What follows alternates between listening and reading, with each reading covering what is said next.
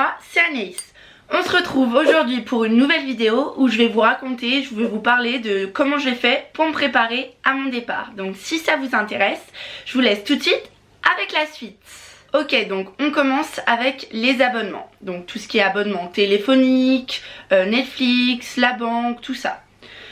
Pour le téléphone, moi je savais pas trop si je voulais un abonnement aux États-Unis ou donc soit je le prenais plus tard aux États-Unis, soit je le prenais directement en France. Il fallait que je prenne un abonnement où j'avais internet aux États-Unis, tout ça. Donc je savais pas trop. De toute façon, normalement, ça c'est obligé. La famille doit vous fournir un abonnement téléphonique, donc pas forcément le téléphone, mais la plupart le font, mais un abonnement téléphonique. Mais vous savez, il y a les 4 jours à la training school au début et ensuite vous avez le travel month. Donc ça c'est un mois qui est dédié au voyage, c'est pas obligatoire, mais tout le monde le fait parce que voilà, c'est un mois en plus sur le territoire américain. Donc j'ai un peu regardé pour les abonnements, j'ai vu qu'il y en avait un chez Free à 2 € avec tout illimité, donc celui-là pourquoi pas. Donc moi de base je suis chez SFR, donc ça m'arrangeait de rester chez eux pour pouvoir rebasculer sur mon forfait actuel. Et j'ai vu qu'ils avaient un forfait à 15 € avec 15 Go d'internet à l'étranger, appels, SMS et MMS illimité. Donc ça avait l'air pas mal. Et après aussi je me suis posé les questions, est-ce que j'ai vraiment besoin d'un abonnement téléphonique ou est-ce que je prendrais juste une carte prépayée quand ce sera mon travel month. Donc bon, je savais pas, mais je me suis finalement décidée. J'ai pris le forfait Red by SFR parce qu'on a quand même pas mal d'internet en France. Et bon, ça va rien nous servir, mais là pour le mois qui reste, voilà. Et 15 Go qui est largement suffisant puisqu'on sera tout le temps connecté en Wi-Fi dans notre famille. Après, au niveau de l'abonnement Netflix, je me suis renseignée parce qu'il y a Netflix en France, il y a Netflix aux États-Unis. Je sais que sur le Netflix américain il y a plus de choses, mais il n'y a pas forcément les séries françaises. Donc bon, je savais pas trop si je résiliais en France pour reprendre aux États-Unis. Et en fait je me suis renseignée et le Netflix il s'adapte au pays où vous vivez. Donc moi je serai aux États-Unis, donc ça va directement basculer sur le Netflix américain. Donc pour Netflix je change rien. Après aussi au niveau ce qui est de la sécurité sociale, moi j'ai décidé, enfin ça j'ai vu avec mes parents, mais on a décidé de rien changer. Comme de toute façon je pars qu'un an, voilà, ils préfèrent payer pendant un an et puis on sait jamais, on n'est pas à l'abri, je touche du bois hein, mais on n'est pas à l'abri voilà, d'avoir je sais pas moi, de se casser quelque chose, une dent, enfin voilà, plein des problèmes de santé. Et c'est vrai que là-bas aux États-Unis ça coûte extrêmement cher, donc des fois vaut mieux revenir en France, repayer le billet d'avion et se faire soigner en France qu'aux États-Unis. Mais bon, ça ne me concerne pas, je l'espère. Et ensuite, j'ai fait aussi quelque chose au niveau de ma banque. Donc je suis à la caisse d'épargne et à la caisse d'épargne tu peux passer ton compte en mode voyageur. Globetrotter je crois que c'est le truc. Enfin ça il le propose un peu dans toutes les banques. Donc il y avait soit ça, tu payes en plus et voilà, t'as l'option Globetrotter. Et sinon je me suis renseignée, il y a aussi la carte N26. Donc c'est une carte gratuite de paiement et tu peux retirer de l'argent, faire des virements, payer avec. Et en fait c'est une carte qui est vraiment dédiée, elle est faite pour ceux qui voyagent et surtout les expatriés. Puisque voilà, les paiements sont gratuits et il y a un faible coût quand tu fais des virements à l'international. Et pareil, il me semble aussi que les retraits sont gratuits. Donc il y a une version gratuite et il y a une version payante qui donne accès à plus de choses. Moi j'ai pris la version gratuite. Et ce qui est bien c'est que c'est une application, donc c'est toi qui gères, c'est toi qui es ton propre banquier. Et tu peux faire ce que tu veux avec ton argent. Et ça c'est bien parce que j'ai quelques soucis avec ma banque hein. Ensuite on va passer à la deuxième grande catégorie, c'est tout ce qui est les rendez-vous médicaux. Alors moi avant de partir j'ai pris rendez-vous chez le dentiste hein, il m'a enlevé les dents de sagesse. Donc bon c'est un mauvais moment à passer mais au moins ça voilà, si elles étaient sorties pendant que j'étais aux États-Unis j'aurais été bien embêtée. J'ai pris rendez-vous chez l'ostéopathe histoire de me remettre bien pour être bien en forme avant de partir. Aussi je voulais prendre rendez-vous chez l'ophtalmo, mais finalement bon, j'ai pas trop besoin, j'ai des lunettes mais juste pour la lumière bleue. Et pensez aussi à prendre un rendez-vous chez votre médecin généraliste pour qu'il vous prescrive une ordonnance avec plein de médicaments à emmener. Voilà, si vous êtes malade aux États-Unis, vous pourrez vous en procurer là-bas, mais bon, voilà, c'est pour éviter les coûts.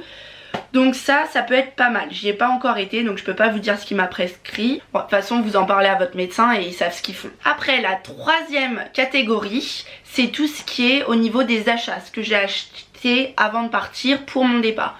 Donc déjà il y a une valise, je vous mettrai une petite photo par là.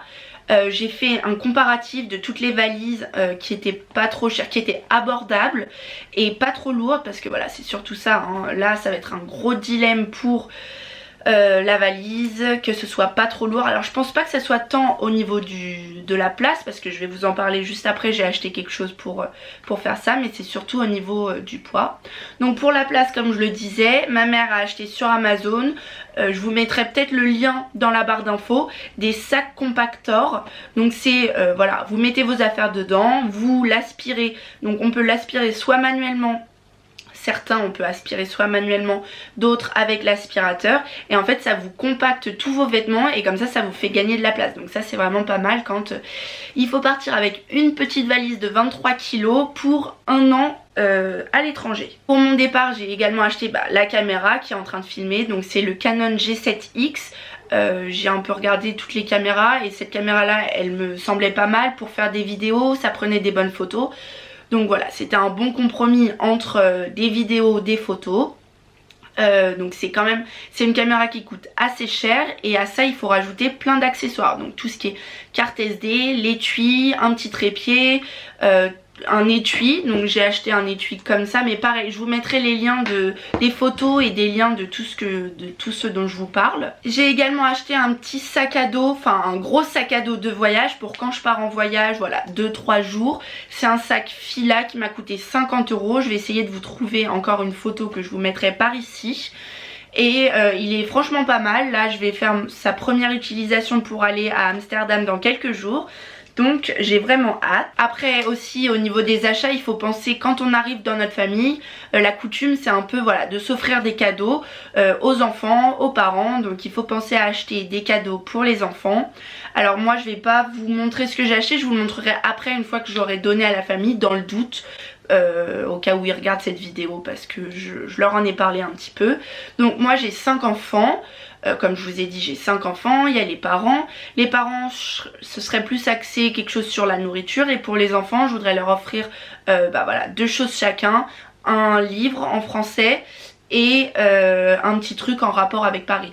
Vraiment l'idée des cadeaux pour les familles, voilà, les host family, c'est de leur offrir des choses qu'ils trouveront pas aux États-Unis, parce que bon, les enfants en général ils ont vraiment pas mal de choses, ils ont plein de cadeaux, ils sont gâtés, tout ça, et voilà, il faut leur trouver des choses qu'ils peuvent pas trouver aux États-Unis, déjà pour pas qu'ils l'aient déjà, et puis pour que voilà ça les intéresse, etc.